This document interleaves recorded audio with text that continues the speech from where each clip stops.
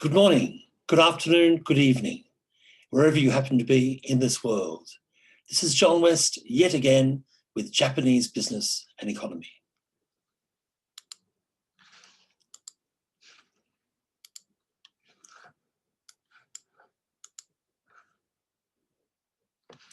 Yes, this is John West with Japanese business and economy. We're still with the class 2, the second class. This is part B, the second part of our second class. And we're still studying Japan's post-war comeback, Japan's post-war resurgence after 1945. And in today's class, we're going to be looking at the role of investment and also some political factors. In our previous lecture, we discussed the question of how economies grow. We identified a few main factors. Firstly, labour, which we studied in depth last time. Secondly, investment, that we'll be looking at right now. Productivity or efficiency, and political factors. In this lecture, we will look at the role of investment in Japan's rapid economic rise after 1945. We're going to be looking at two types of investment. Firstly, public investment in infrastructure and private investment. So what do we mean by infrastructure? Infrastructure refers to the structures underneath or supporting the economy. Infrastructure, which is critical for the economy, includes transport infrastructure, road, rail, maritime, air, and also utility infrastructure, electricity and water. You see in this photo here, this is a picture of Osaka, Japan's second biggest city. You see that Japan has a fantastic road system which links up with offices and homes and ports and so on. So how does Japan rank when it comes to infrastructure? According to the World Economic Forum, Japan's infrastructure would be the 5th best in the world.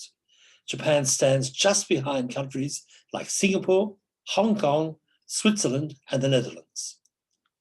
I'll just click on this link from the World Economic Forum. So you see here this table about which ranks the world's countries in terms of infrastructure. Again, I'll put it on the link to this on my website, and so you can study it closely. As you can see there, that when it comes to infrastructure, Japan is actually ahead of the United States, United Kingdom, Germany, and many other countries.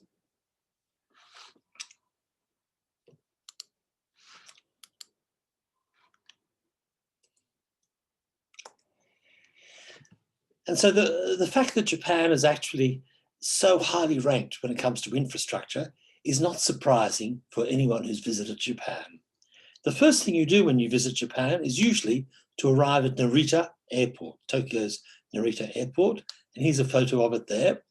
And it's a fantastically modern airport. It's very excellent. And then once you get through customs and immigration, you can take a bus or a train direct to your destination. You don't have to worry about walking out on the streets and looking for a taxi or looking for a bus. It's all just there waiting for you. You see here in this photo, this is called the Narita Express. This is the train that goes directly from Tokyo's Narita Airport straight through to the city. Now, the excellence of Japan's infrastructure, you can see it in the daily life of Japanese people. Japanese workers in Tokyo, the world's largest city, can take a train or a bus from their home to the workplace without any problem whatsoever. You can see here one of Japan's morning trains, and all the people in there, the train service is excellent. Some people do have a long train ride, which means that they can fall asleep in the train, like this gentleman here. But the train service, I can tell you, is excellent.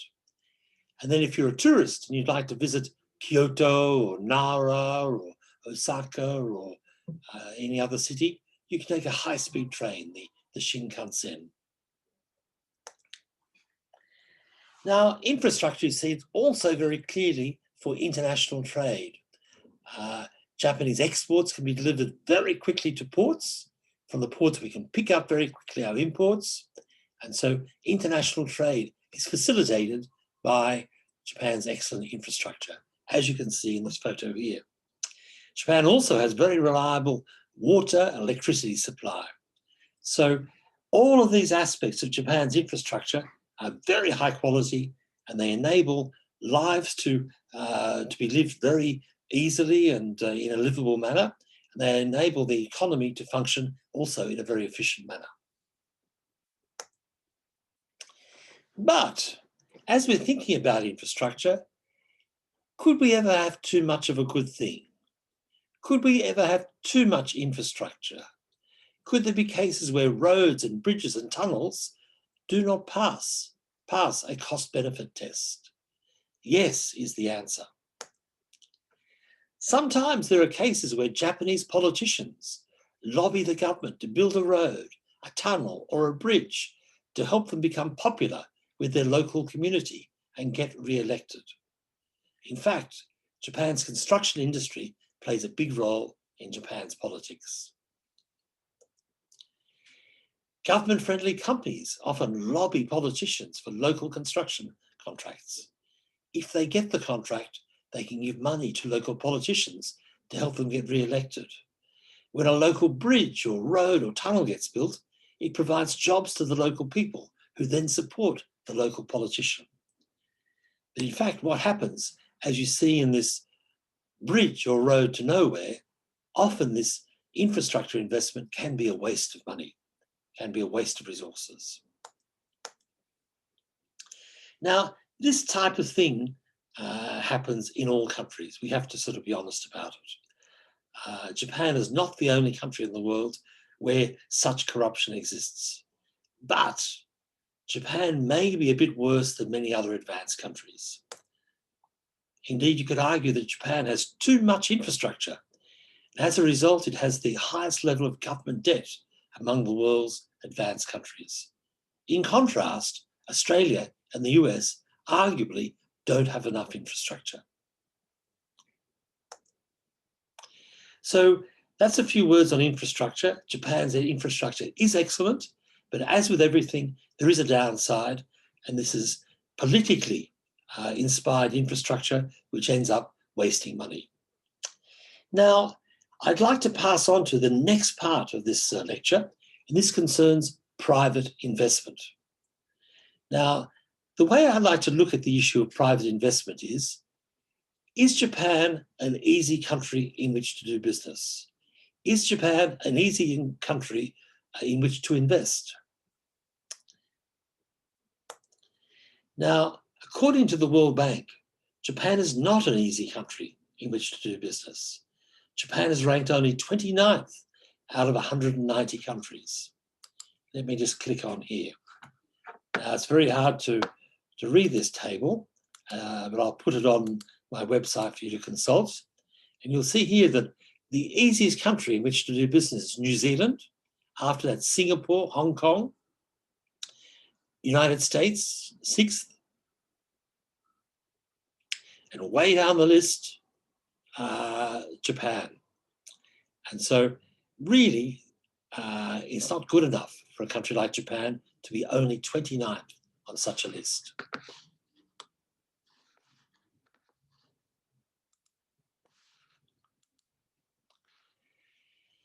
Now, as I said, some of the other countries which are doing better than Japan, Singapore, 2nd in the world. And again, it's not surprising that Singapore's GDP per capita is so much higher than Japan's. Hong Kong, 3rd in the world. Again, its GDP per capita is higher than Japan's. South Korea, 5th. US, 6th. UK, 8th. Malaysia, Australia, Taiwan, Thailand, Germany.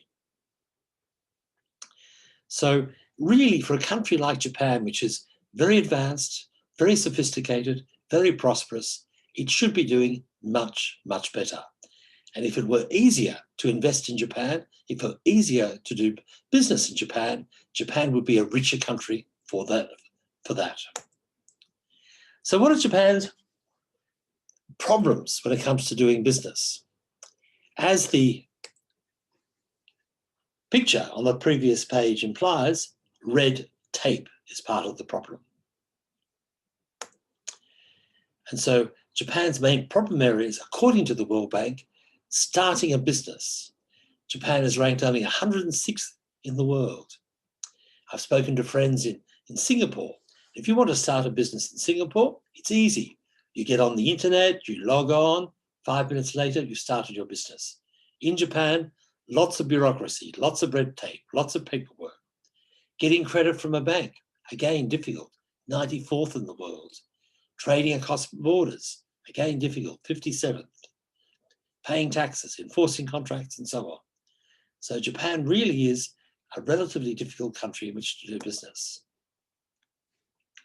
Now, in my experience, to my knowledge, a part of this has to do with Japan's strong bureaucratic culture. Japan has lots of paperwork. Bureaucrats have lots of power. And this makes things much more complicated than they should be. Now, one factor which is curious for many foreigners to know about is the use of personal signature stamps. You'll see here in this photo a personal signature stamp. Now, even in today's world, which is highly digitalized, Japanese people must sign off on all of their documents and all of the things that are approved with a personal signature stamp, not with an electronic signature. And this is something which it's very charming, it's very cute, but it's not very efficient. And particularly today, with the coronavirus, with many people working from home, it's crazy to have to go into the office and stamp a piece of paper with your signature stamp. That is just one example of ancient bureaucratic traditions carrying on in Japan. Now, I've been into many Japanese offices in my time living in Japan and working in Japan. The first thing you notice is paper files everywhere. In other countries, there are no paper files, don't exist anymore. Everything's online, but in Japan, paper files everywhere. So what is the solution to this? Maybe Japan's offices need some help from Marie Kondo. They have so much stuff. It's a never-ending battle to fight the clutter. With the baby coming, we got to get our stuff in order. We had to downsize from a 4-story house to a 2-bedroom apartment. I lost my husband. I don't know that I have everything it takes to get rid of his belongings. Hello, I'm Maria Kondo. 私のミッションは片付けによって世界をときめかせていくことです。It's that time. This girl's no joke. This is amazing. We have too much stuff. It's official. It's so hard to let it go. I don't want to just, dump it. I want to be thoughtful about it. Choose items that spark joy for you. Spark joy. It's not as easy as I thought it was going to be. We're on board. We want to change. I just want it to be strong enough to change me. I can let it go. Arigato. I am going to figure out what sparks joy in my life. I can't believe you can touch the carpet. New day, new joy. Thank you for being here for us and wanting to help us. I hope you know how much this means to me. Here we go.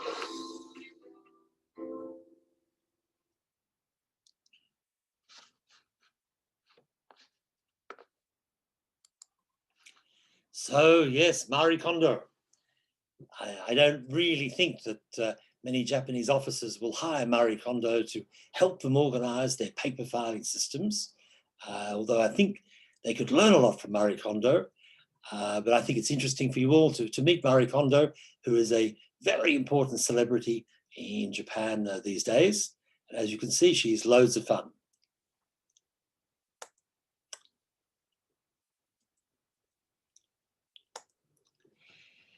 Now, there's another sign that there's something wrong in Japan's business environment. And this is that the level of foreign investment in Japan is very, very low. Foreign investment in Japan only amounts to about 5% of GDP. And in fact, Japan is around 150th in the world in terms of inward foreign investment in the country. And so that clearly shows us there is something wrong. And in recent years, the Japanese government has been trying to promote foreign investors coming into Japan. has not had that much success. And as I say, foreign investment is very low in Japan. And part of this is to do with the fact that it's difficult to do business in Japan. And the Japanese economy is suffering from this. If Japan had more foreign investment, the economy would be stronger, it would be more efficient. Now, that is true, but at the same time, we have to recognize that foreigners sometimes need to work hard to understand what doing business in Japan is like. Japan is a different, rather unique country, which we've discussed in previous classes. And so foreigners who want to do invest in Japan, to work in Japan, to do business in Japan, they need to actually take the time to study Japan and invest their efforts in Japan. And so I've got here a very interesting YouTube for you about business in Japan.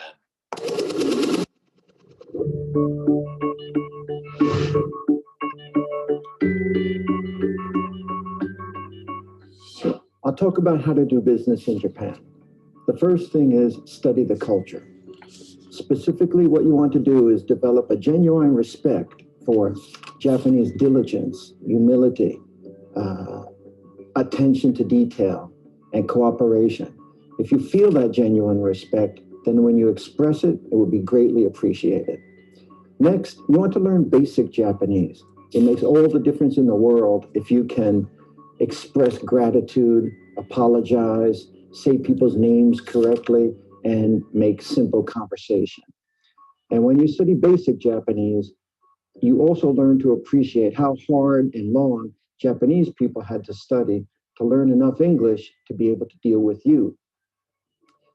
Finally, you want to be part of a group. Think of yourself and present yourself as part of a group. Define yourself by your relation to other people. When you meet someone new, if it's an important meeting, the best thing you could do is have someone escort you and personally introduce you to the new person. When you can't do that, go prepared with references, names of people you know in common, and take your time. Near the beginning of the meeting, talk about the people you know in common. Be clear, explaining what your position is. You already know your personal network is important.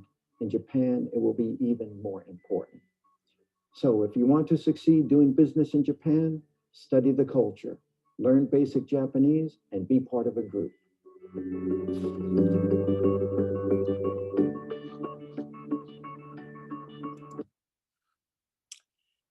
Yes, so it's very interesting.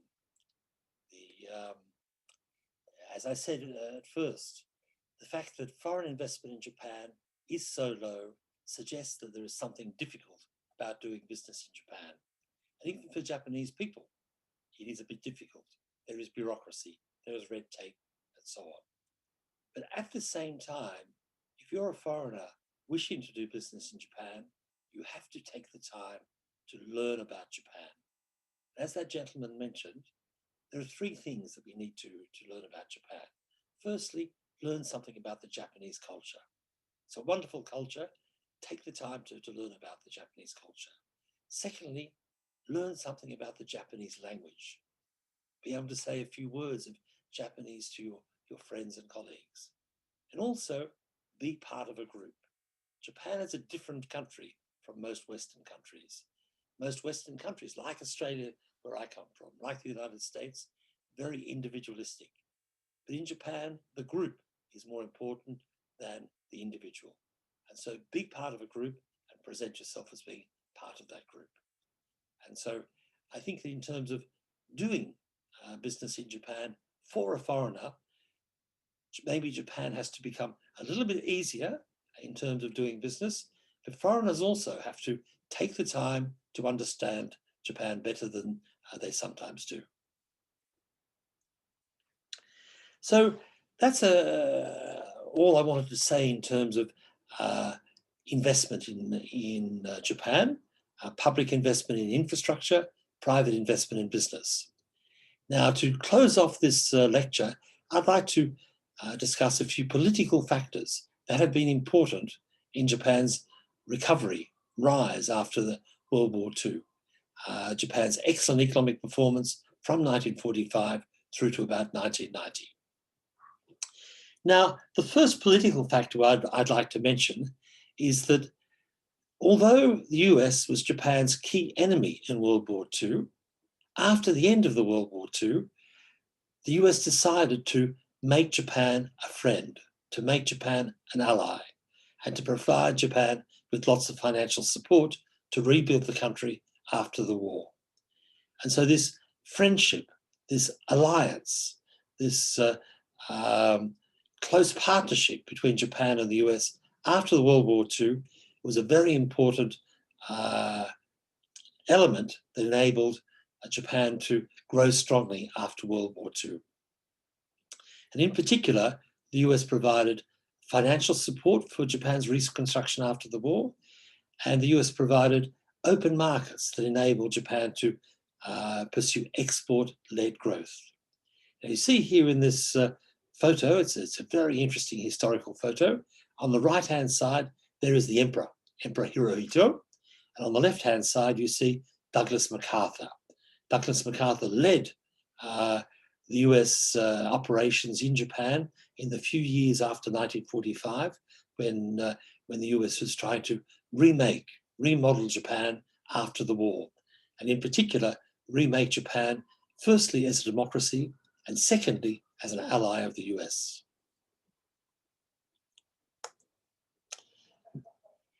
Now, as I've mentioned a couple of times now, there's this close military alliance between Japan and the US that has existed since the 1950s and carries on to this day. And as part of this military alliance, the US promises to defend Japan should Japan ever be attacked by another country. Now, and we have in Japan around 50,000 US troops based in Japan. Now, this American military support for Japan means that Japan spends less than otherwise on its military. Japan can rely to some extent on America to defend itself. And what this means is that Japan's military spending is only about 1 to 2% of GDP, much less than America spends itself. So American military support for Japan is a great help to the country. It was particularly so in the years after the war, when Japan was keen to invest more in infrastructure than in the military. The third point that I should say, and we have to recognize reality, after the Second World War, America got involved in the Korean War and then the Vietnam War. And what happened, in fact, these wars were actually good business for Japan. It's not nice to talk about war as being good business, but it was. And so in terms of stimulating the Japanese economy after World War II, the subsequent wars, the Korean War, the Vietnam War, were in fact good business for Japan. I mentioned a moment ago, the US offered an open market to Japan, which enabled Japan to pursue export-oriented development. And this was very helpful for Japan. And for a while at least, the Japanese market actually has been fairly closed to the rest of the world. It's changing now, but for a long time it was fairly closed. And the US actually tolerated that for some time. The US was keen to help Japan develop after the war, and so opened its market without pushing Japan to open its market. The next point I'd like to mention is that the defeat in World War II was a national humiliation for the Japanese people. And of course, what this did was it provided a strong motivation for the Japanese people to rebuild their country, to save their country after the war.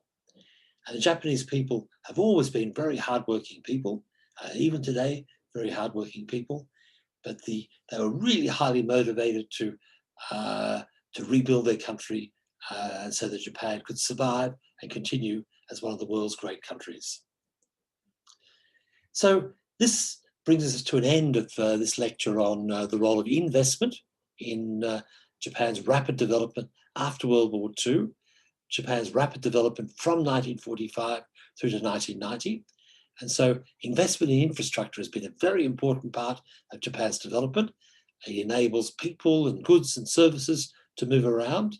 And this is really an important factor, even if Japan may have had too much of a good thing, even if there has been investment in infrastructure for political reasons rather than economic reasons on occasions. Secondly, Japan is not really such an easy country in which to do business, and Japan really should try and improve things here, improve the business climate, the business environment for Japanese investors and for international investors, and this would strengthen the economy noticeably. And lastly, I'd like to mention is that there have been, over the decades, some political factors which have been important for Japan's economic development. Now, in our next class, we're going to look at the role of international trade and the role of Japanese companies in Japan's rapid economic development after the war from 1945 through to 1990. And so for the moment, I'd like to say thank you very much for joining me for this class. It's been great to have you with me. If you have any questions, comments, reactions, please send me an email. I'd be delighted to receive that. But otherwise, you can bring it up in our student discussion classes in the middle of January. I look forward to seeing you then.